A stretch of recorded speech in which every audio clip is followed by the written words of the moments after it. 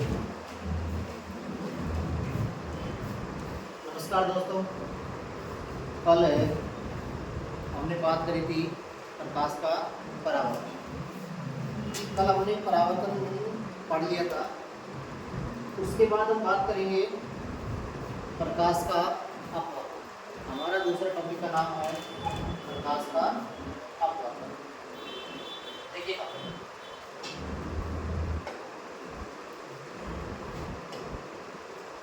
कल हमने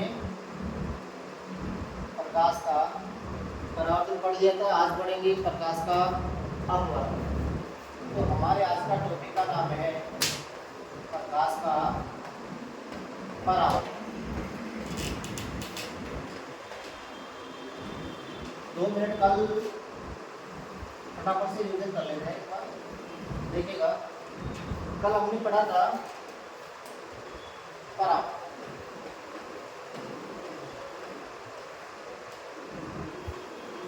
इसमें हमने पढ़ा था जब कोई प्रकाश की किरण किसी माध्यम से टकराकर वापस उसी माध्यम में लौट जाना प्रकाश का क्या कहलाता है? परावर्तन। उसमें एक प्रकाश की किरण थी,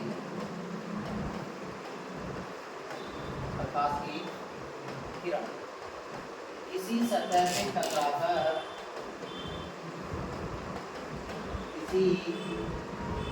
सतह से टकराकर वापस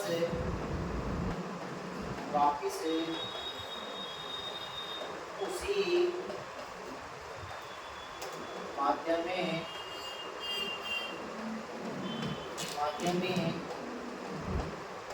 लौट जाती है, उसे हमें प्रकाश का परावर्तन कहते हैं। ठीक है। कल इसके हम उदाहरण देखे थे। प्रतिबिंब का मिलना,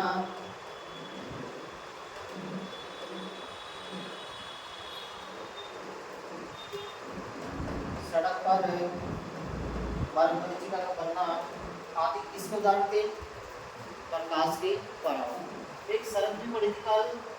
प्रकाश के परावर्तन में जो कोण बनता है, प्रकाश के परावर्तन में 2 कोण बनते हैं। कितने कोण बनते हैं? 2। इसमें सबसे पहला कोण का नाम था आपतन। क्या नाम था भाई? आपतन।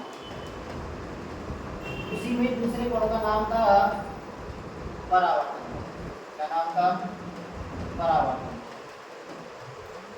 इसमें एक शर्त थी कि जब प्रकाश का परावर्तन होगा तो इन दोनों कोणों के मध्य, जैसे कि आपतन कोण है और परावर्तन कोण, दोनों कोणों का मान क्या होगा? बराबर। क्या होगा भाई? का मान है बराबर होगा। ये यहाँ तक कल हमने प्रकाश के परावर्तन में पढ़ लिया। ठीक है।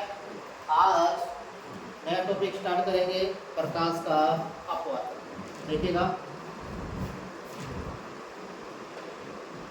हमारा टॉपिक का नाम है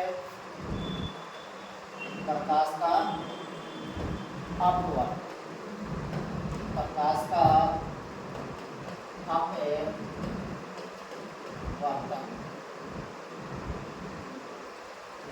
प्रकाश का अपवर्तन, रिफ्लेक्शन ऑफ लाइट। देखिए सभी ध्यान दीजिएगा। प्रकाश का अपवर्तन। देखिए सबसे पहले पढ़ेंगे परिभाषा। जब कोई प्रकाश की किरणें किसी माध्यम से आती है और दूसरे माध्यम में जाती हुई अपने पथ से क्या हो जाती है? विचलित हो जाती है। क्या हो जाती है भाई? विचलित हो जाती है। सबसे पहले परिभाषा देखिएगा। जब कोई प्रकाश की किरणें, जब कोई प्रकाश की किरणें प्रकाश की किरण किसी एक माध्यम से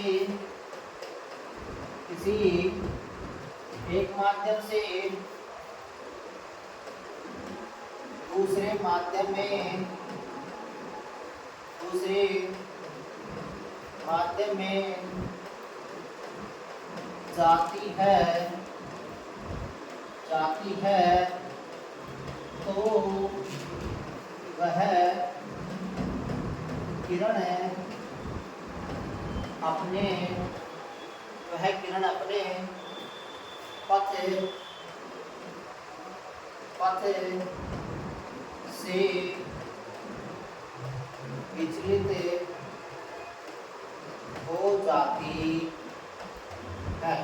से विचलित हो जाती है उसी प्रकाश का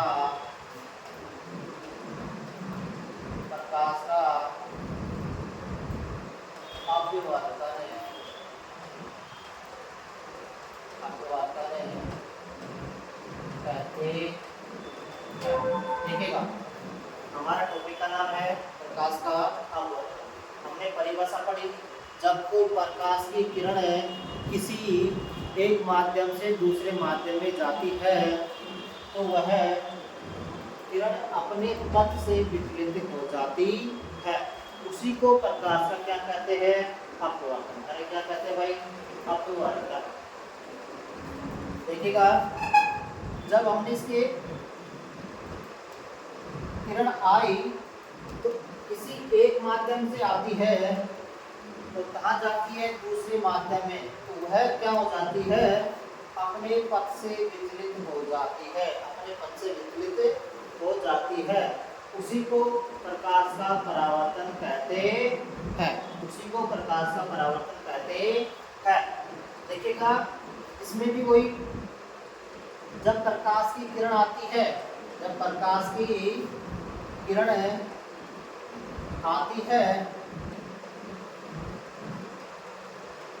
दूसरी, जब प्रकाश की किरण जाती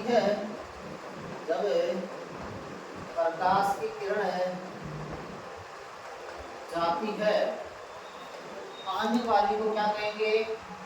अपवर्तित। क्या कहेंगे भाई? अपवर्तित किरण। आने वाले को क्या कहेंगे? अपवर्तित किरण।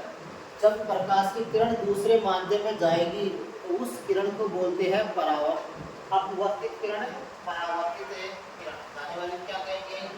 परावर्तित किरण। क्या कहेंगे भाई? परावर्तित किरण। अपनी परिभाषा हो गई। उसके बाद ये माध्यम में कैसे जाती है, इससे डायग्राम देखिएगा, इसके माध्यम से समझिएगा। देखिएगा, कल भी हमने पढ़ा था एक दर्पण की। क्या लिया भाई? दर्पण। कल हमने परावर्तन के अंदर दर्पण पर क्या करते थे? पॉलिश। अरे क्या करते थे? पॉलिश। आज दर्पण के अंदर ये पॉलिश नहीं करेंगे। देखिएगा, ये मेरे पास एक दर्पण है, एक समतल दर्पण। इसका क्या नाम है भाई? समतल है दर्पण।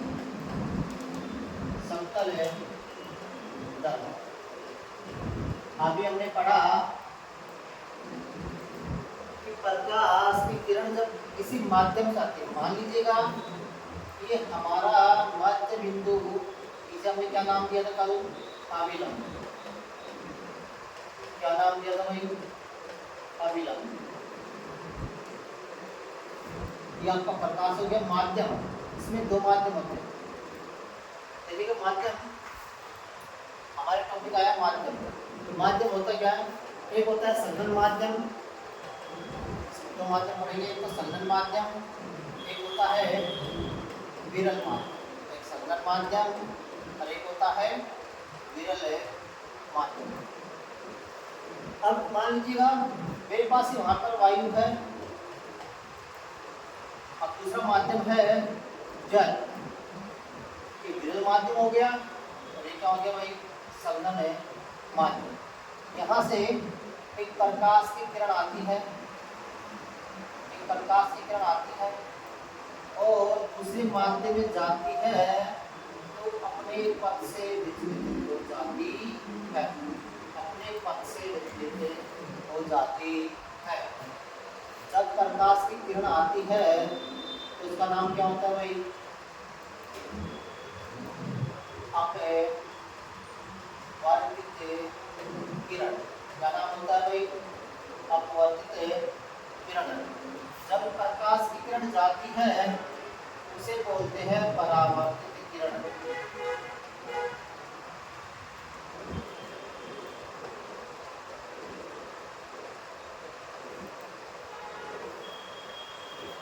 परावर्तित किरण।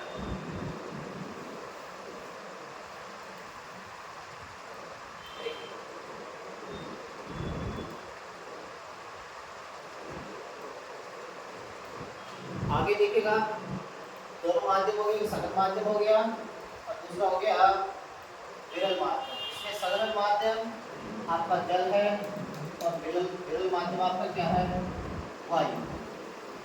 जब प्रकाश की किरण एक माध्यम से आती है दूसरे माध्यम में जाती है तो वह अपने पथ से क्या हो जाती है, विचलित। क्या हो जाती है भाई, विचलित।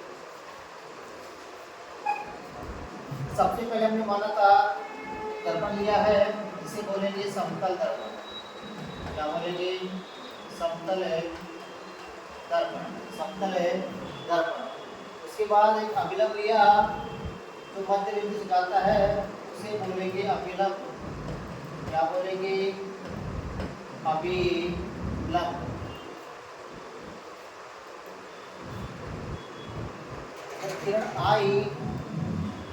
किरण आई उसे बोलेंगे आपतित किरण। आपतित किरण यह अपने पथ से क्या हो जाती है, विचलित। इसको हमने नाम दिया आपतित किरण। आपतित किरण इसे नाम दिया अपवर्तित किरण।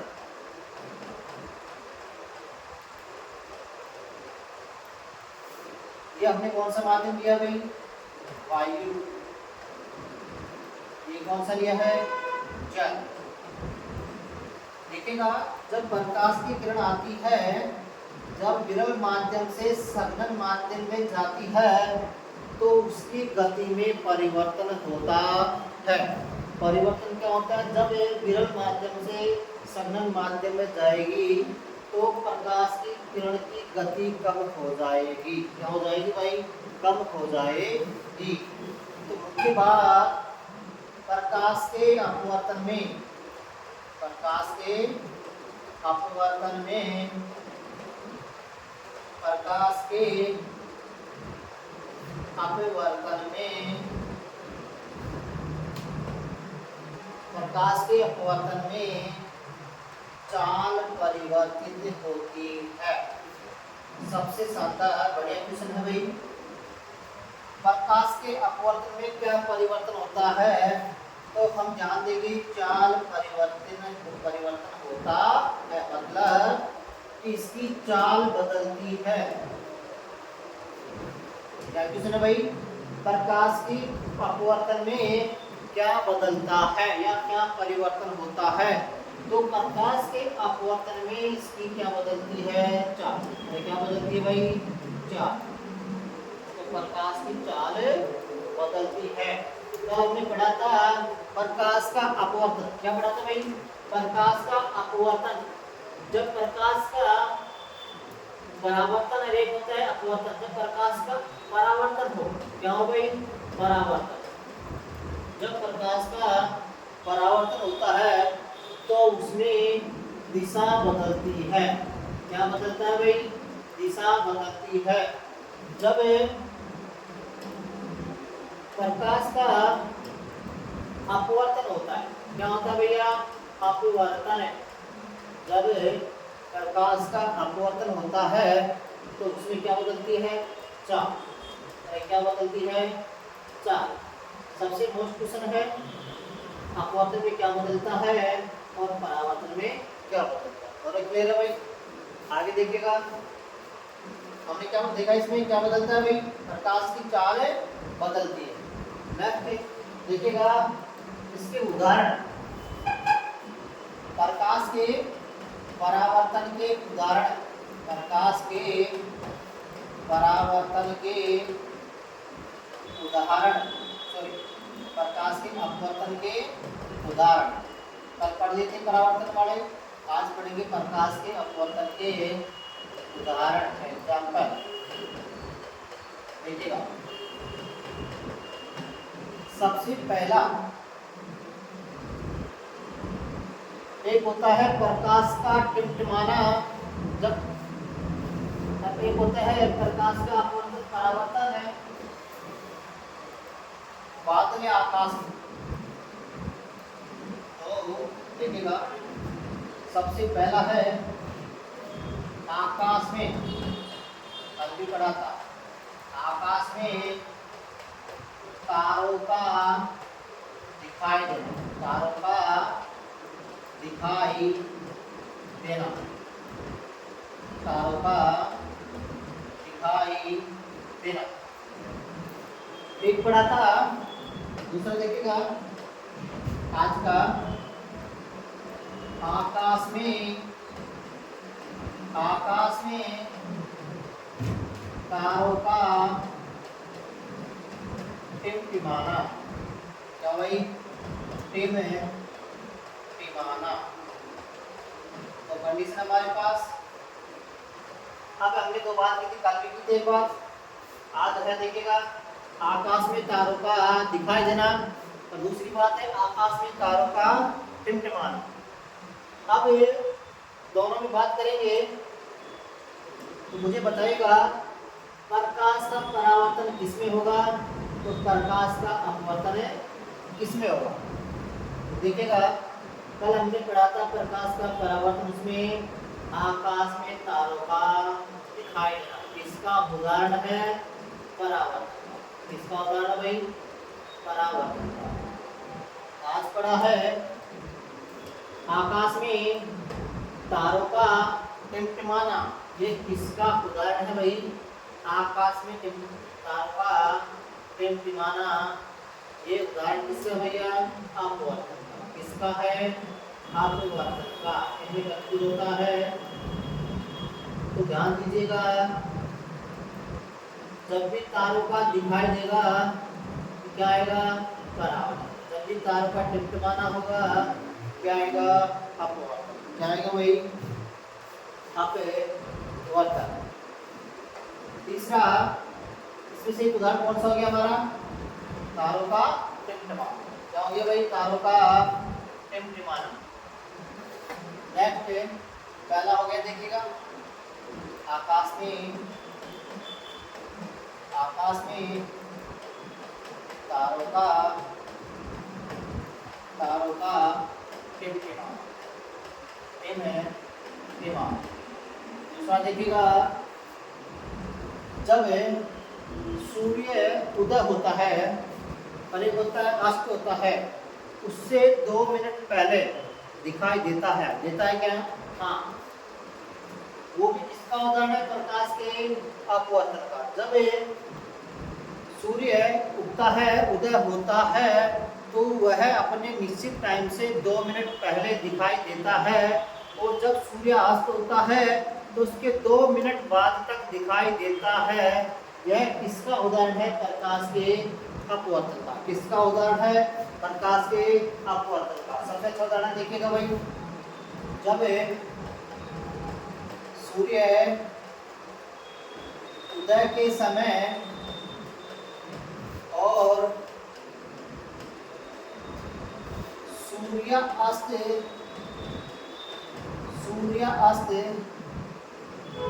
के समय 2 मिनट पहले वह 2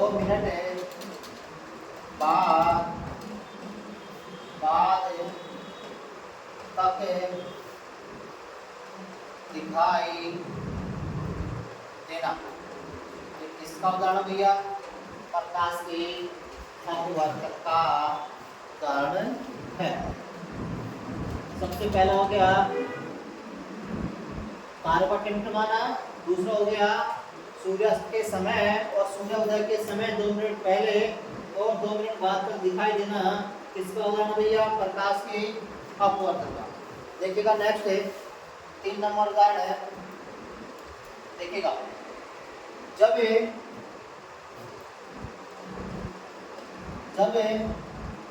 देखिएगा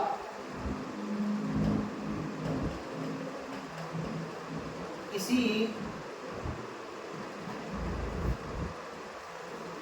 जल में, देख लीजिएगा एक गिलास में या फिर किसी तालाब में, किसी जल में, किसी जल में पड़ी हुई, जल में पड़ी हुई बर्फनली, जल में पड़ी हुई, किसी जल में पड़ी हुई पर्सनली टेढ़ी-मेढ़ी दिखाई देती है। कैसी दिखाई देती है? टेढ़ी-मेढ़ी दिखाई देना।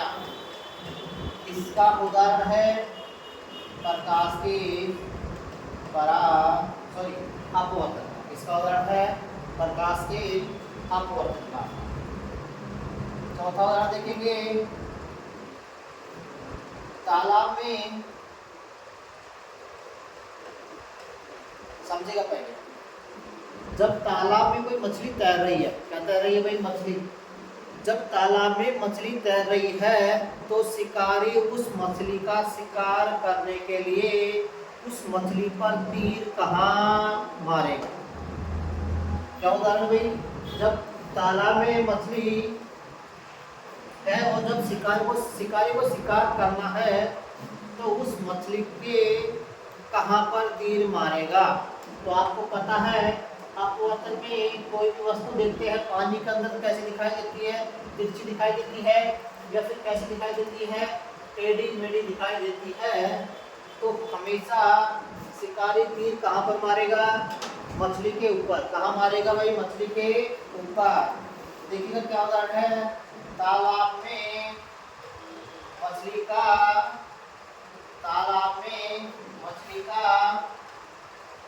शिकार करने के लिए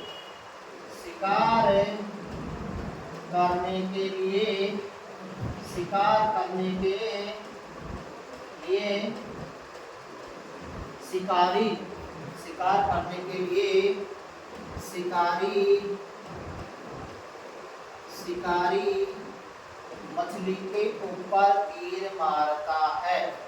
मछली के ऊपर तीर मारता है। ओके, ये आपके मेनली 4 उदाहरण है। और उदाहरण है, समझिएगा। जैसे किसी पानी में, बीकर के अंदर पानी है, पानी में एक सिक्का पड़ा हुआ है। सिक्का कहाँ दिखाई देगा? टेढ़ा-मेढ़ा ऊपर उठा हुआ दिखाई देगा। किसी बाल्टी का पैंदा देखेंगे, पानी से भरी हुई बाल्टी का पैंदा देखने पर बाल्टी का पैंदा जो नीचे का तल है वो कैसा दिखाई देता है? ऊपर उठा हुआ दिखाई देता है। ये सभी किसके उदाहरण है भाई? प्रकाश के अपवर्तन के। तो आज के लिए इतना ही काफी है। प्रकाश का अपवर्तन खत्म है। उसके बाद नेक्स्ट टाइम पढ़ेंगे प्रकाश का पूर्ण आंतरिक परावर्तन, टोटल रिफ्लेक्शन। आज के लिए इतना ही काफी है।